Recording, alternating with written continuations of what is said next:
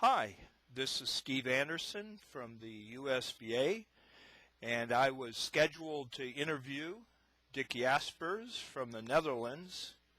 Unfortunately, I had some technical issues, and we both agreed we would reschedule an interview at some point in the near future. So I want to thank Dick for the patience during those technical issues. And so we will certainly have Dick in an interview at some point in the future. However, I am pleased to welcome Andy Janquitto, the president of the USBA. He is our guest today. Welcome, Andy. How goes it? Steve, thank you very much for asking me to be interviewed today on pinch hitting, I guess, for Dick Jaspers. I really want to thank you for the effort you've done so far with these interviews. I've been listening to all of them. And when I look at the list of the people you've interviewed, I really feel that I shouldn't be on that list or among those who have been interviewed, but I am honored to be here. I think Dick Jaspers must be in Korea right now because the World Cup in Korea actually had just finished sometime early today, our time. And I think he made it to the semifinals. Is that possible? Quarterfinals or semifinals, and then lost? Yeah, I think it was the quarter finals. And matter of fact, I've lost so much sleep lately, because of the time difference. I go to bed at like 2:30 in the morning after watching the tournament, and then I have to get up and go to work. So I'm kind of glad it's over. Yeah. Well, I hope you can get him rescheduled. I think that'll be another great interview to have in the interview bank on the USBA website. Well, absolutely. Well, since you've been president, I looked at the records, and you correct me if I'm wrong. Is it summer of 2011 that you became president? That's correct. Sometime in June of 2011. So I guess I just finished 2 years and a couple months, and my term actually expires February 28th, 2014, or the last day of February 2014.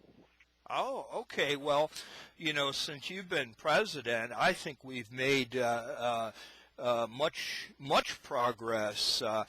Perhaps you can kind of give your view of the state of the USBA as it is right now.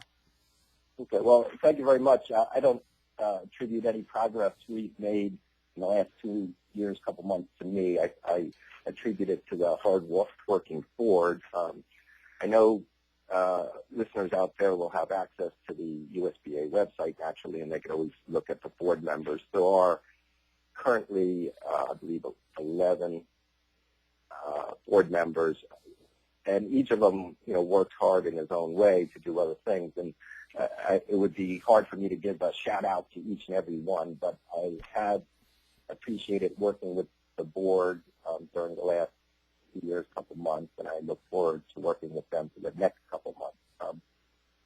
With regard to the state of the USBA, we're a volunteer organization where our income is from membership dues. We are holding steady with about the same number of members. We peak up or go down depending mostly on the number of tournaments that we hold pursuant to the USBA tour. So the more tournaments we have, the more it generates members. I think that would be something that the USBA needs to work on in the future, which is really trying to get the membership base built up more. And during the last, 2 years or so, we've worked on a number of things that USBA members see, and we've worked on a number of things that they haven't seen. So, for example, we've recently rewritten our Constitution. We've been working on making progress towards getting confirmation from the Internal Revenue Service with regard to a tax-exempt status. So the board members don't see that hard work. They probably see, the new USBA website, which is still a work in progress, but I'm happy with it, and we keep adding to it and fine-tuning it day by day. And, for example, your interviews appear on the USBA website, which is a nice feature, and I would like to see more of those types of interactive contributions from other board members or even members, interviews, videos, photographs. So I would like it to become more interactive, and right now we have the platform on the website to do that. So besides the website, the new Constitution, some finances and tax issues, we've continued, the mission of the USBA, which is to promote billiards in the United States, to hold the national tournament, and to be the representative of the Union Mondiale de Billiards, which is the UMB, which is the world governing body for billiards. Well, you mentioned the Constitution, changing it to kind of streamline the board. What was the motive, or what is the result in doing that in your mind? Well, I think the main thing we wanted to do was reduce the number of members on the board, because it was becoming unmanageable once we got to a number above 10 to conduct USBA business. We try to conduct business in a number of different ways, as you know, Steve. One is through meetings of the face-to-face meetings of the board members, but we found that was difficult to do because of the number of the board members and the way they're scattered across the country. It was almost impossible to get all the board members together. So our thought was if we had fewer board members, it would increase the chances of having everybody together for a face-to-face meeting. We also conduct business via the Internet through I guess I'll call it a board or a chat room we have for board members on our website. And again, with the number of members, it was clear, and at least my observation, that not everybody was able to participate.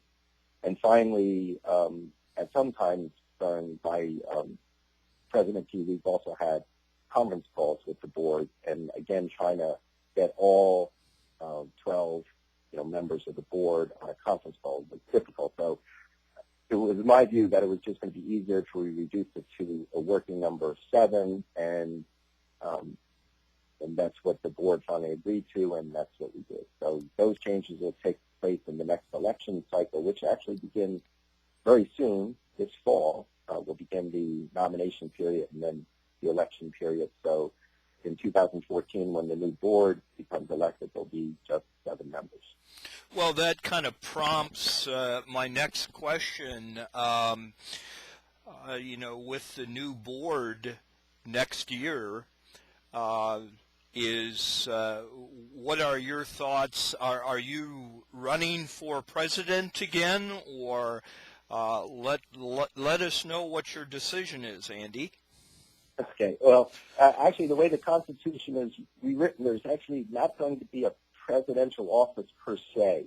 The USBA will elect 7 board members, and then the board members will choose from among themselves someone to act as the chairman or nominally as the president, and then they can choose 1 or 2 other persons to act as the secretary-treasurer. And one of the reasons for doing it that way was the board had a little more flexibility in shifting around some of the responsibility and authority among itself. And, there could be a chairman of the board for like 1 year, and then the next year could rotate to someone else. So with the next election cycle, there's actually not going to be a direct election of a president. But not to avoid your question, I have decided not to run for any position on the board for personal reasons. It has actually nothing to do with the USBA and the board. I would love to continue. It has more to do with some of the things I need to do in my personal and professional life that I've been putting off for the last 2.5 years, including starting to write another book. As you may or may not know, Steve, I write books. Some get published and some don't. So the last one I worked on for 2.5 to 3 years didn't get published.